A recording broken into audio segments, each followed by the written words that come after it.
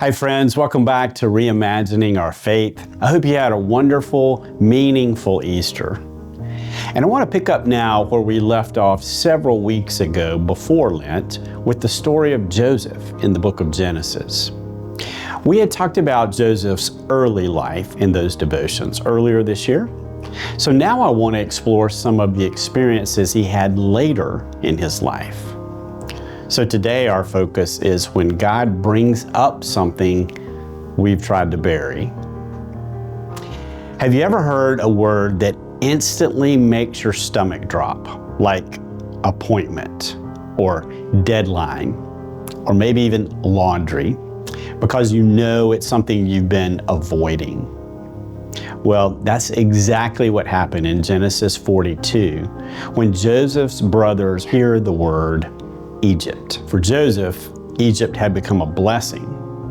God had lifted him from prison to a palace and a position of him leading a nation through a famine. But for his brothers, Egypt wasn't a location. It was a reminder of a pit, a reminder of a lie, a reminder of guilt that they had carried for 20 years.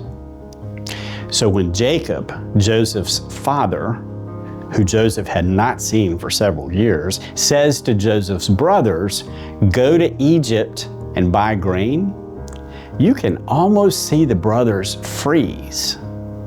Egypt was the one place they hoped never to face again. But God wanted them to return. God wanted them to face their brother Joseph. Sometimes God brings a word, a memory, or maybe even a situation back into our lives, not to shame us, but to heal us.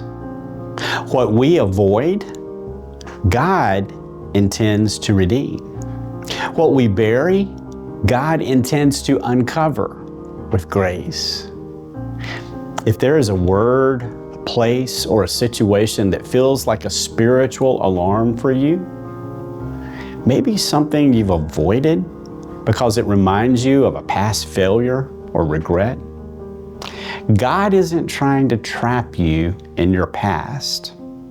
God is inviting you to freedom.